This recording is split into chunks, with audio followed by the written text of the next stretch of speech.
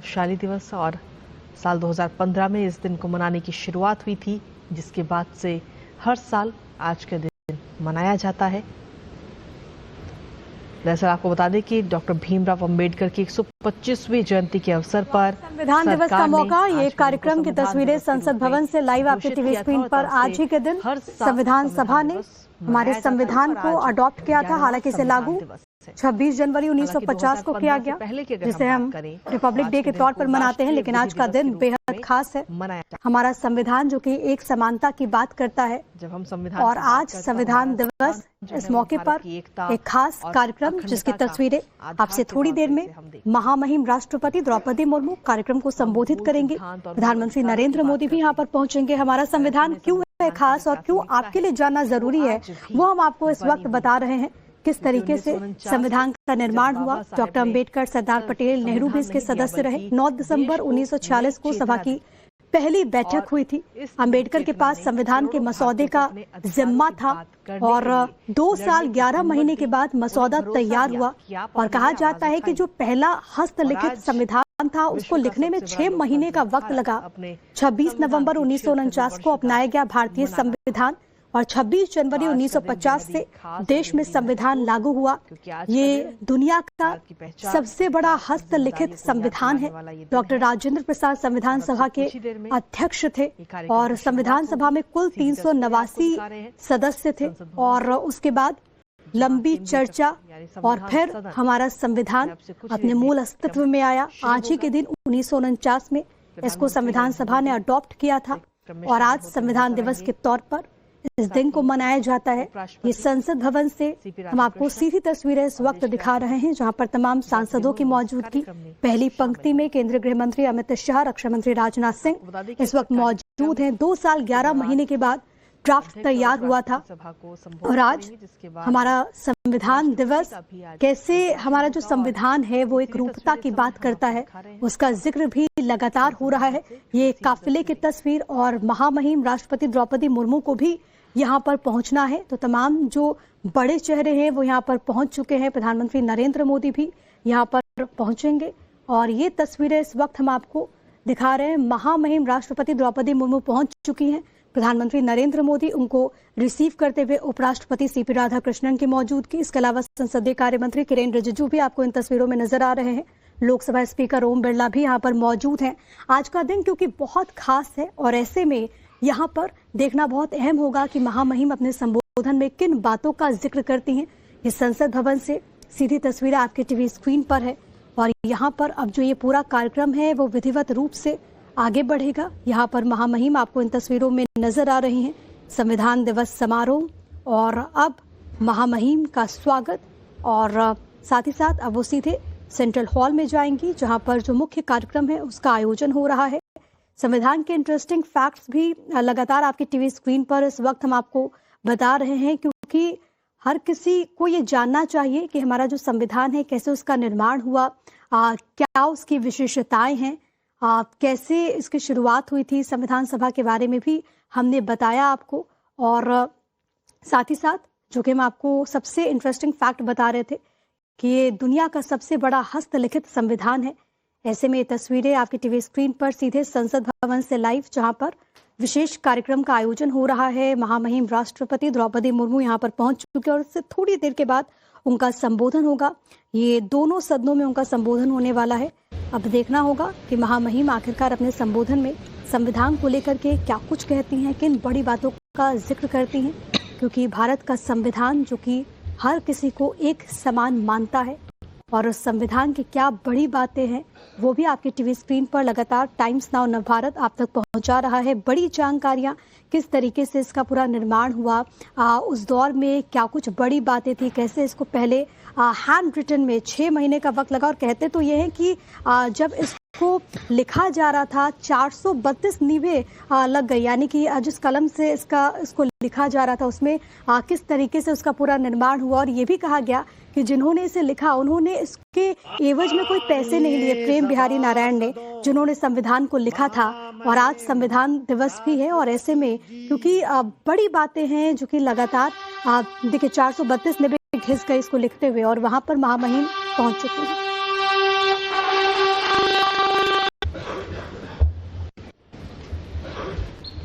26 नवंबर 1949 ईस्वी मिति मार्गशीर्ष शुक्ल सप्तमी संवत 2006 विक्रमी को एतत् द्वारा संविधान को अंगीकृत, अधिनियमित और आत्मार्पण किया गया।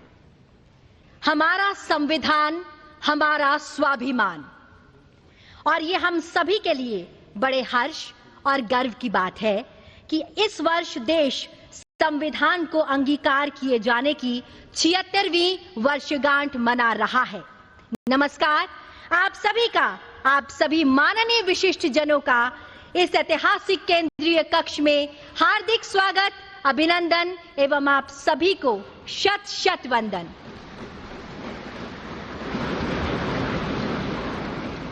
इस कार्यक्रम का शुभारंभ करने हेतु सादर अनुरोध माननीय लोकसभा अध्यक्ष श्री ओम बिरला जी से कि आप मान्यवर कृपया स्वागत संबोधन प्रस्तुत करने की कृपा करें। संविधान दिवस के पावन अवसर पर सभी देशवासियों को हार्दिक बधाई, शुभकामनाएं।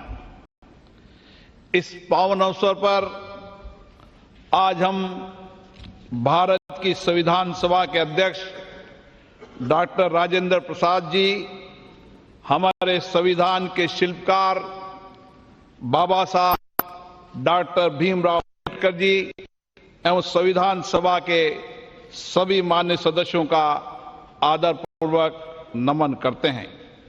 उनके ज्ञान, विवेक, दूरदृष्टि और अथक परिश्रम से ही ऐसा महान संविधान मिला जो हमें न्याय, समानता, बंधुत्व और हर नागरिक के सम्मान और गरिमा की गारंटी देता है।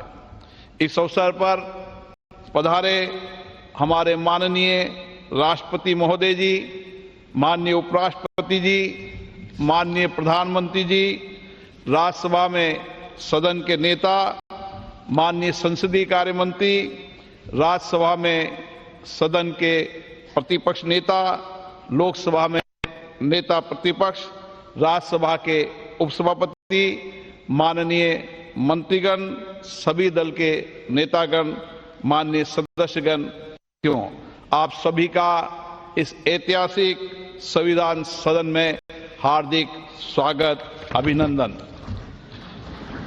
संविधान सभा का ये केंद्रीय कक्ष और पवित्र स्थान है जहां गहन चर्चा, संवाद एवं विचार मंथन के बाद हमारे संविधान को आकार दिया गया।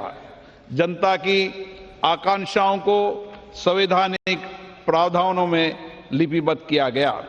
संविधान के मार्गदर्शन में पिछले 7 दशक से अधिक के कालखंड में हमने नीतियों और कानून बनाए और सामाजिक न्याय और समावेशी विकास के लक्ष्य प्राप्त किए। हमने अपने संविधान के मार्गदर्शन में हमने सुशासन और सामाजिक आर्थिक विकास की एक परिवर्तनकारी यात्रा तय की है। भारत विश्व का सबसे जीवंत और सफल लोकतंत्र माना जाता है। हमारा संविधान का गौरव है और हमारे संविधान की प्रस्तावना में लिखित शब्द हम भारत के लोग, हमारी सामूहिक शक्ति, राष्ट्रीय एकता और जन कल्याण के लक्ष्य की सशक्त अभिव्यक्ति है। आज हम सभी का सामूहिक लक्ष्य है वर्ष 2047 तक भारत को विकसित राष्ट्र बनाने का, और ये लक्ष्य तभी पूर्ण होगा जब हम अपने जीवन में संविधान मूल्यों और आदर्शों को अपनाएंगे। आइए आज इस पावन दिवस पर हम अपने इस संकल्प को करें कि संविधान के मूल्यों एवं आदर्शों को आत्मसात करेंगे और हमारा निर्णय राष्ट्र हित को सर्वोपरि, अपने कर्तव्यों और दायित्वों को निभाते हुए आने वाली पीढ़ियों के लिए हम एक ऐसे भारत का निर्माण करेंगे जो विकास, न्याय, एकता, बंधुता और मानवीय गरिमा की मिसाल हो। भावना के साथ मैं सभी उपस्थित अतिथियों का धन्यवाद व्यक्त करता हूं। जय हिंद। बहुत बहुत धन्यवाद मान्यवर। And now I request honourable vice president of India and chairman Rajya Sabha Shri CP Radhakrishnan ji to kindly address the distinguished gathering.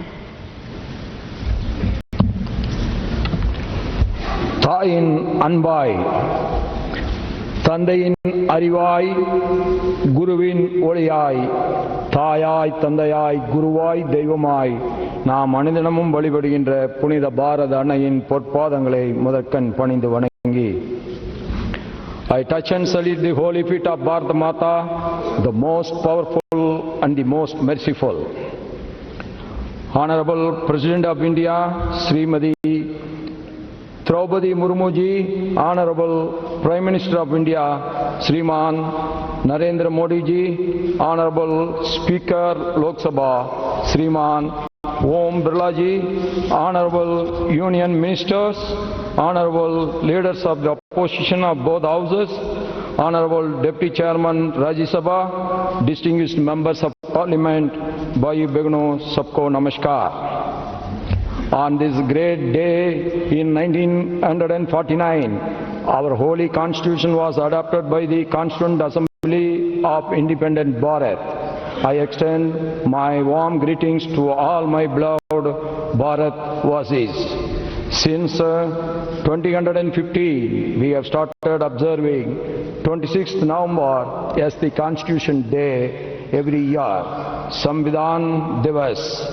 Now it has become the pride celebration of every Indian. Our great extraordinary leaders like Baba Saheb, Dr. Bhim Rao Ambedkar ji, Dr. Rajendra Prasad ji, Sri N. Gopalaswamy Iyengar, and Sri Alladi Krishnaswamy Iyer ji, Sri K.M. Munshi ji, Durgabai Deshmukh ji, and other great leaders made this Constitution in such a way. In its every page, we see the soul of our nation.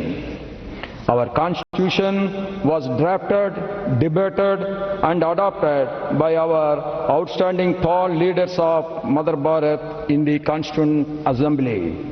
It embodies the collective wisdom, sacrifice and the dreams of millions of our countrymen who fought for freedom. The great scholars, drafting committee and the members of the Constituent Assembly gave insightful thoughts to fulfill the hopes and aspirations of crores and crores of Indians.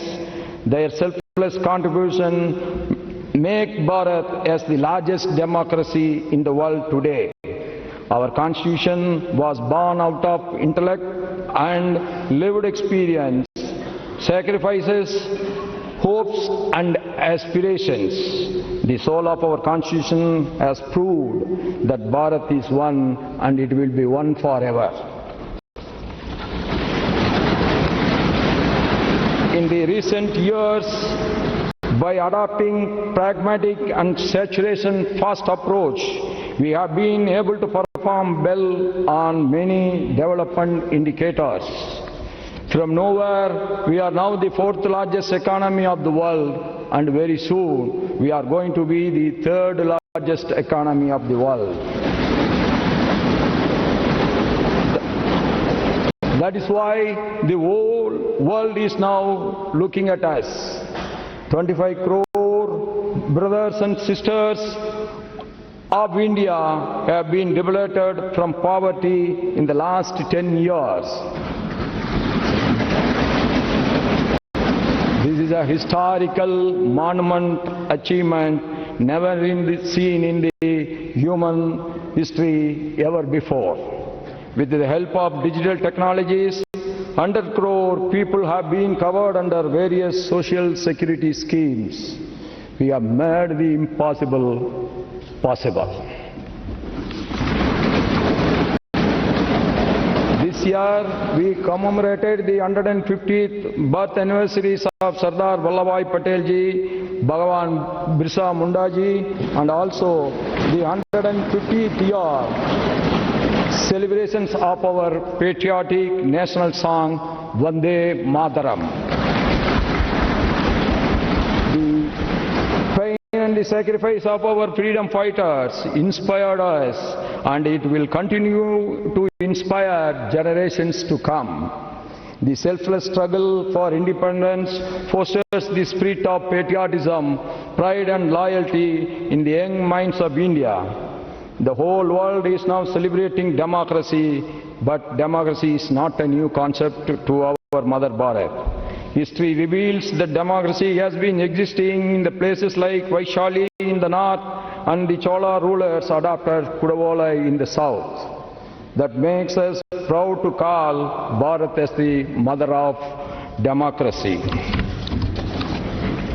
No democracy can survive without the consciousness contribution of the citizens. In our Mother Bharat, every citizen, whether he or she, rich or poor, always contribute to strengthen the democracy. During the elections held in Jammu and Kashmir in 2024, after abrogation of Article 370, the voter turnout in large number make the world to understand our faith in democracy again. In the recently held Bihar elections, voter turnout, particularly that of women in large numbers, has added another precious diamond in the crown of our Mother Bharat democracy. The contributions made by the women members of the Constituent Assembly was